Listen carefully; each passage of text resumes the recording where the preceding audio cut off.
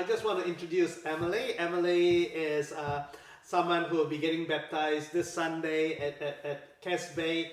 And we just want to talk to Emily a little bit about her years as someone who has always been interested in the spiritual and have been sort of going to and fro from the Holy Spirit and other experiences. And so we just want to unpack that a little bit. So Emily, can you just tell us a little bit about your early years that we just, discussed earlier, just things that happened in your early years? Okay. I came from a country town in Tikawiti, surrounded by all my aunties and uncles and cousins and grandparents, and just being completely immersed by loving arms with my family.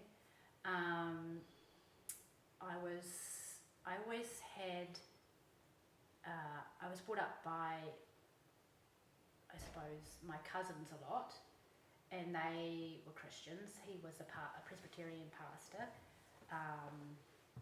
My mum's sister was married to him and had cousins, one girl the same age as me, so we pretty much did everything. We went on holidays together to the beach. I stayed at their house lots of weekends, went to Sunday school together. It was great, brought up on a farm with them. That was my mum's sister, so they were very close. Obviously, being a young child, you don't realise the toxicity in your own parents' relationship until later on, when you talk to your parents and you realize, oh gosh, that was going on. So I was brought up in a lovely country town surrounded by family until the age of about 13. And then I also, growing up, I was just a curious soul. And found myself questioning authority a lot. Very mischievous, who preferred to play with kids who were willing to have fun and get up to mischief, rather than doing everything they're told to do.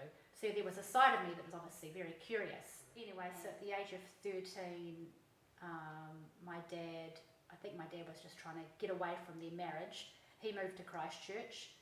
He left me, my brother and sister, my mum in Tikawiti, in a massive house. We had a lovely house on top of overlooking the whole of Tikawiti, so I had a lovely childhood. So she was left to try and pack up. She decided we had to all go to Christchurch, and that could have been Dad's way of saying the marriage is over, but obviously he didn't say it. He just, so we moved to Christchurch, and I think that's when everything just fell apart for me. At the age of 13, obviously, I was coming into puberty, my body was changing, I didn't like people looking at me in that type of way. I was still very much child at heart. Big changes. I moved to Burnside High School, the biggest high school in the Southern Hemisphere, with the size of the town I came from. And my parents' relationship was obviously very toxic. I remember just banging my head against the wall, screaming, I don't want to live. And I became anorexic. I found my sense of control in throwing myself into my schoolwork. So I ended up becoming very high marks, loving maths, loving art, loving dance. I just threw myself into that. Until about the age of 17, I just had a mental breakdown, and I ended up finding a bottle of rum in Mum's cabinet, taking it to school, and sculling that in half a bottle of rum at performance dance class, the last day of school, sixth form, and I ended up in hospital. And I think that was just, after that, I just partied. I couldn't concentrate, I couldn't do schoolwork. I passed, I got C's, but obviously I didn't get the A's where I could go to fine arts or wanting to study maths at university. So that just started me off on a different course, going downhill, lost my way, mingling with drugs and alcohol and people that probably weren't good people, and realising I was actually going way down the wrong path. And so I thought I need to do something, I need to get away from this. So I saw an advert in a paper asking for, I love dancing, for dancers at the circus, Weber Brothers Circus. Auditions were being held in Needham, so I went down to audition, I got the job, I met my first love there, and I was with them working for the circus for a year, and then moved with my love and his family over to Melbourne. And I remember his mum coming into me one day. I must have been the only one at home, and she said, "This is my family, you know, you will never break us apart." And I'm thinking, I don't want to break you apart. It was like the fact that she kind of thought that I was, because I was about 22, I think. Yeah.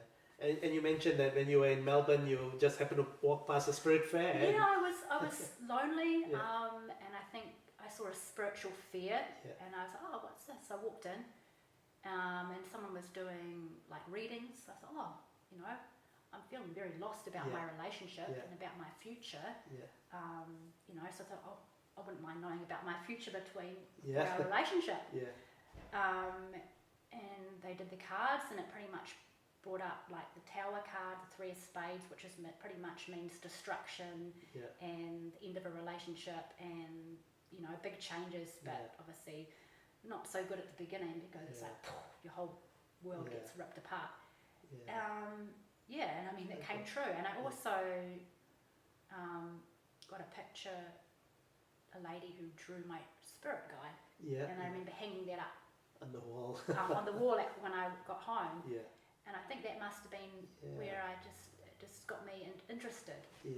And you started reading it on numerology and reading books about that type of thing, numerology, astrology. I think I was always interested, but I think that might have been where it really sparked me. That kind of Okay, so you got your own set of tarot cards and started doing your own reading. I can't remember how I got some tarot cards. But I remember meeting another girl who was very similar to me, very sort of spiritually minded. I think she had some angel cards, so we started doing readings together. I think I was flatting at that situation. We moved into a new flat. It was empty, and I thought that was a bit strange, you know. Why is it empty? Normally that doesn't happen. Anyway, so there was about me and maybe 4 other flatmates. And they were into, like, obviously as young people, not Christian, they were all into drugs and alcohol, experimenting with, you know, that type of thing. Acid and all that, and that could have helped sort of bring in the spirits as well, because things started happening in the house. We heard footsteps, like obviously you couldn't see anyone walking, sort of like mid-air or just roof sort of. And when I was away on a holiday, my flatmates said they heard like people whispering in my room and talking in my room. And your room was locked, so no one could get in. And I had a flatmate, Hayley, who I'm still really good friends with. I think she was brought up, I'm pretty sure she was brought up Christian. She went to Rangi and everything. She almost had a spirit, I think, like attach itself to her, because she was always crying. And there were always incidences of flooding or water, so emotions, you know, water represents emotions. And all these other weird experiences is actually hard to explain. And there was one incident when I was home alone, it must have been late at night, I don't know if I was doing study or something, and I heard the footsteps again, like almost on the roof. And then when they came to the part of my room where I had suitcases up high and books up high, all of a sudden they fell down on the floor. I was like, oh, and that was enough to be like, well, this is real. And you said one of your flatmates saw a demonic spirit kind of thing. Ali, my friend, he was the one that's probably mostly into drugs, so you could say, but I also believe that drugs opens up that to you. I think he hadn't had any sleep for at least a night, and he saw this large being walking down the hallway towards him, and it was almost like Ali was like a goldfish in a tank, because it looked at him and then was surprised that Ali could see him, and it's like, wow, that was a bit spooky. And I also had another flatmate who was very much like me, very much in tune with the spiritual, even if it's, you know, and she said she sensed someone had been hung in the house. So there's all these different scenarios where you could sort of bring in this. So it was quite a scary experience. So tell me then, you know, what got you wanting to come back to that early years where you went to Sunday school and coming to reconnect with Christ again? I don't know. There's always been seeds. Yeah. I wouldn't say all of a sudden I found Jesus, Yeah. although I did have I think a moment where Yeah. I was born again. Yeah. But there were Yeah. always seeds, Okay. like workmates or Christians, Yeah. that type of thing. There's always seeds being sown, Mm. and obviously my own upbringing when I was young. Mm. And I had gone to dinner course with my fiance at the time at the Seventh-day Adventist church. And you were saying that your daughters were born, you were still sort of playing with the tarot cards and stuff, but then you made a decision you wanted to stop. Yeah, I think it wasn't until I had children that I had this extreme, overwhelming sense of all of a sudden the Holy Spirit just started surrounding me and like nudging me, or just I could hear that. I could hear it. I could hear God's voice more like I did when I was younger, because I always heard God's voice when I was younger. I was always connected when I was younger. Yeah. And it's almost like the spirits of my children, I felt like they were given to me by God, because I just felt this overwhelming, I mean, I suppose most parents get it, this overwhelming sense of unconditional love, like I've been blessed. Yeah, yeah. And the Bible does say the children are a gift from God, isn't it? Yeah. Obviously the relationship with the girl's father was quite toxic. Yeah. He was a bit of a Peter Pan. I always wanted to get married and do the traditional, then I kind of realised he wasn't going to do that. Yeah. Even though I had that will, that strong sense of, you know, so I think tarot cards might have given me a sense of comfort. Yeah. So I did experiment with them a few times when my girls were quite little. Not very often, because I had this sense of like, no, you shouldn't be doing that. So just getting a sense of like, what's going to happen between us as a family type of thing. Yeah. And then my eldest, who must have been about, I don't know, 1 or 2 at the time, she found my Bible, which obviously I got from the Seventh-day Adventist course I did, and she started carrying it around with her wherever she went, and even taking it to bed with her. And I thought, that's strange. It sort of gave me a sense of, and other strange things sort of happened too, like she'd sort of wake up.